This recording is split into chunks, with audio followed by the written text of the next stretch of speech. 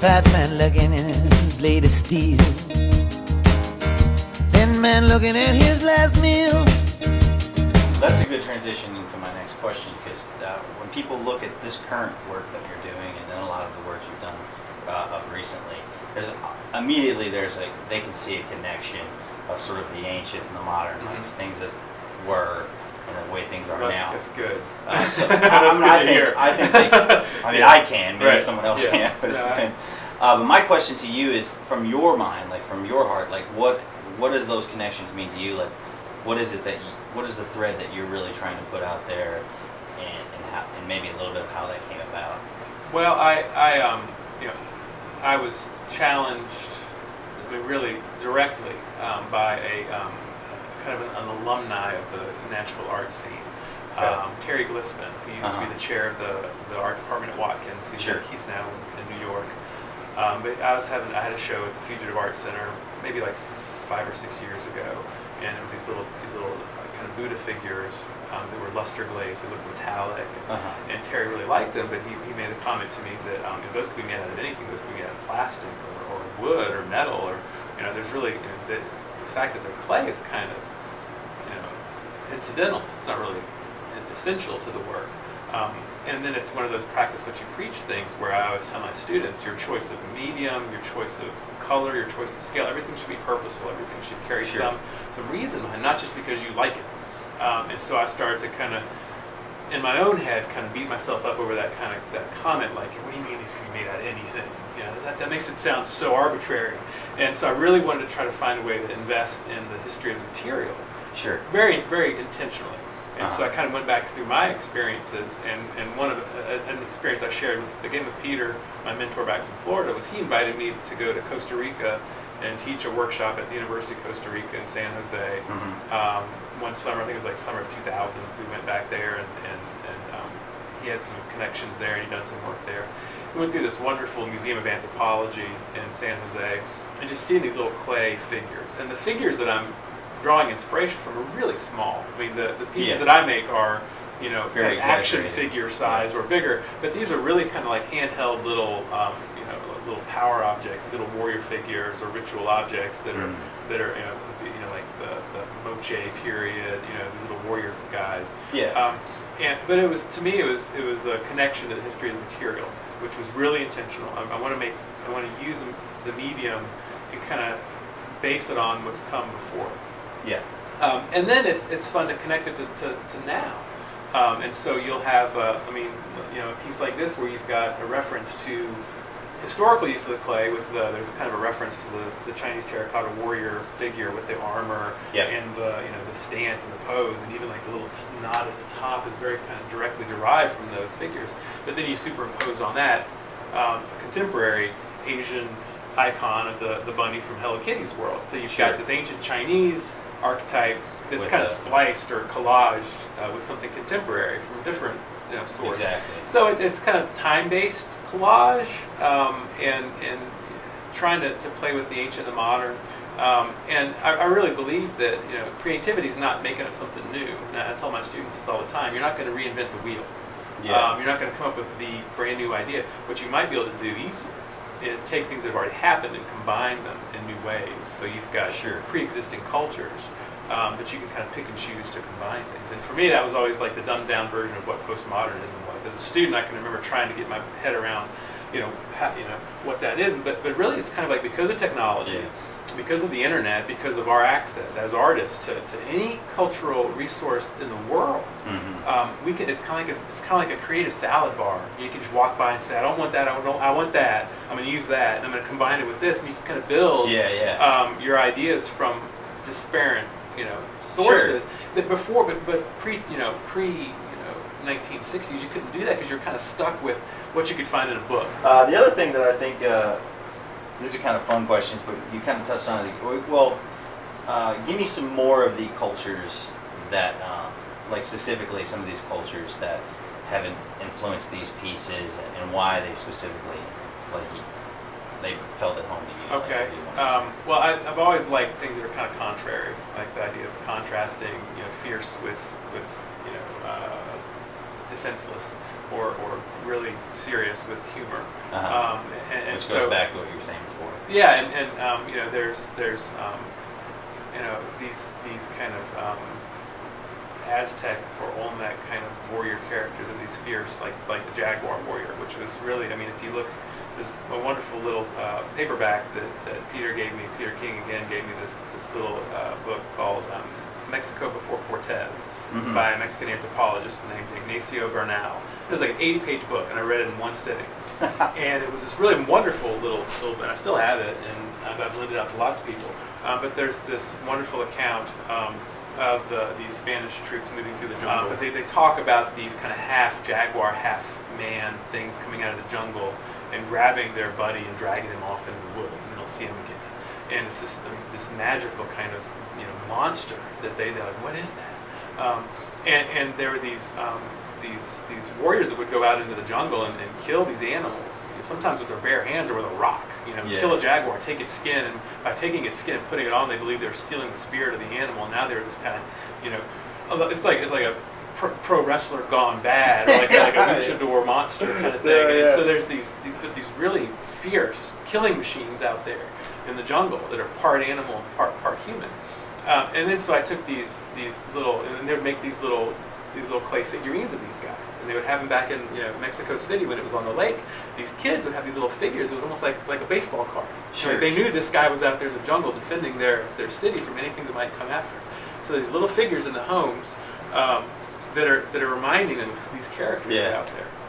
And so that to me was this awesome idea. You know, because I've got a son who's really into things like Pokemon cards. He's collecting these cards, and they're these really weird characters, and half the time it's, you know, it's like, how do you play this? And we're not quite sure what the rules even are, but there's this obsession to collect, you know. And so there's this odd combination of these fierce warrior characters that were like heroes, and then to take them and give them a power animal that is like the bunny rabbit, which is just the most defenseless. It's just a prey animal. All the bunny rabbit does is run from things that want to eat it, eat grass, and run from things that want to eat it and eat grass. Exactly. You know? And so whether it's a hawk that's coming down to get it, or a fox, or a big cat, you know, there's these, you know, so you know, they're just these little prey animals. Oh, they're just cute and run. And so to take these warrior figures and assign them a power animal like the bunny rabbit is this intentional kind of contrast, this contrary animal totem. Today, I mean, we expect, you can't get away with being a jaguar warrior in 2011 because you're not sensitive. So we expect people to be strong and soft. You know, we expect parents to both earn money and nurture the family. You know, that's really, sometimes it's really tough to do both. It's tough to do both well. You know, and there's balance you can achieve, but there's this variety of expectations we have that never exist. Even, you know, I had great parents, but you know, my dad went to work, and he'd say, I'm going to work, and that was it. And you know, today we try to strike this really tenuous balance of, I'm going to work, I'm coming right back, and you know, I want you to know you've got both your mom and dad are here, and then I'm going back to work again, and now tag team, you're going to work. You know, mom's going to work. Yeah, so it's this crazy kind of, these expectations are really ridiculous kind of. But we work really hard to reach them, to balance them. And I think my kids will be better off than I was, because they have a strong presence of both of their parents in their lives. And they know that their mom is an earner, and she's got a career, and they know their dad's an earner and has a career. But that's a lot to try to put into one little piece. But a lot of the contrary, you know, the taking the fierce warrior and assigning him this soft, cuddly power animal. A lot of it's about this kind of blending of expectations, you know, where you can't just be one, you've got to be both. Sure. Try to balance. Tell me just a little bit more. I do like the idea that you incorporate these cartoon characters. One of the fun questions I wanted to ask you, because I'm seeing more and more that a lot of these cartoon characters are more reminiscent of what your kids are paying attention to. Right, yes. But even as you're doing this, are there some cartoon characters and things from your past that still sort of kind of go in your mind and make you think about that? Yeah, you know, again, I mean, for me, it was the comic book thing. It was the superhero thing. It was the characters that are you know, heroic or fierce, or the bad guys that are really kind of superhuman and kind of, you know, odd. And so there's always, like, you know, these characters I've been working on recently. You know, they're kind of typecast. There's heroes. There's like deities. There's warriors. There's little foot soldiers. And a lot of that was happily returned to me whenever my son started getting into comic books himself. And it was just a glorious day. Like the first day I took him to a comic book store, and he was like 4, you know, and we were trying to figure out who. And how old is he now? He's 11 now. Okay. And you know, it was like, but who are you gonna click with? Who's your character? You know, it's almost like a personality test. You know. Absolutely, especially with comic books. Yeah, and we're walking through, and we were in Pensacola, Florida, and it was just, you know, it was after lunch, and Lisa and I kind of, you know, like went our separate ways, and I was like, well, I'm gonna take him across the street over here, and you know, and he was asking like, who's that? And that's Green Lantern. He does such and such. Who's that? That's Superman. He does, and all these things that were kind of way overblown and you know, super real. He was kind of reluctant or had a little bit of skepticism towards. Then he and I was like, who's that? Well, that's Batman. I was like, what does he do? He's like, well, he's pretty strong, but he's got a lot of money, and he's really smart. He invents stuff. And that's who he clicked with. It was like great kind of guy. He could actually happen. Yeah. So it's very logical. Yeah, and so there's this, but then there was this introduction back into my world. It kind of let me hook back into who I was when I was a kid. You know, I read a lot of Batman. That's interesting. And I read a lot of X-Men too. And I read a lot of you know, but that seemed to be the two that probably got touched on the most. But it was really neat to be able to go back, because I honestly think that my aesthetic was developed before I was 14 years old. I mean, the stuff that I think is cool now, I thought was cool then. And really a lot of this work is going back to that time in my brain when things were simpler and things were real cut and dry and things were fun. And things are still fun. Just in a different way. But and oftentimes the fun is a little bit more hard fought. Whereas, you know, when you're 12, it's like, if I want to have fun, I can go outside and, you know, go burn ants with a magnifying glass or something, and that's fun. But it was nice that what I've gotten through my kids is this ability to revisit that time in my life. And now with Maggie, it's like there's this whole girl thing that, like, I'm completely alien to, but what's been fun with her is making these pieces that are kind of iconic, that she recognizes somewhat. Yeah. But then when she approaches, she's like, wait, these are different. And she'll want to go up and like, you know, touch one of them and kind of hug one of them. But then as she gets closer, it's kind of like, wait, no, this is weird. It's scary also, you know. Yeah. And how old is she? She's 6. 6. Okay. And so it's with Joseph, I've been able to really revisit things that were familiar to me as a child, and now there's this new ingredient, you know, that's kind of mixing everything up, which is fun, and it's really this wonderful balance. So, and it's nice to be able to say with honesty that my kids haven't impeded my creative career. They've put fuel on the fire. I mean, they've really made it better and more rich and more diverse. And there's, you know, my work would I mean, I'm sure I would have found something else to make art about, you know, if I didn't have these two people in my life. But you know, because of them, the work has gone in a direction that never could have without them. And so that's a really. I think that's a really an inspirational thing to say too, and I think a good thing to hear.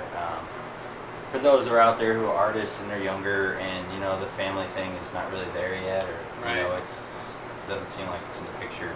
Yeah. And I think for anybody, even you don't have to be an artist to have this fear, but you wonder if, like, having a family and being a part of that, how much do you actually sacrifice and lose? Because you can't have a true family without a lot of sacrifice from yourself. Right. So I think it's really good to hear that, like, artists and anybody that, you know, it can actually bring a whole different wealth to who you are and what you're doing that you just can't foresee until you allow it to happen. And I think one of the, and you know, I'm lucky that I've got a very supportive wife who promotes, you know, she's like, you need to get in the studio because it really makes you a happy person. Yeah. And she's a big fan of the work that I do, and the family's very supportive. And I think the big change was the value of time.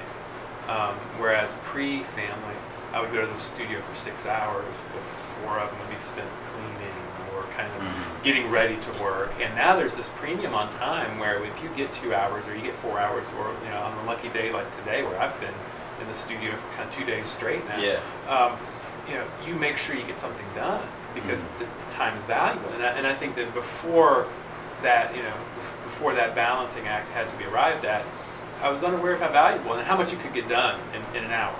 Sure. That's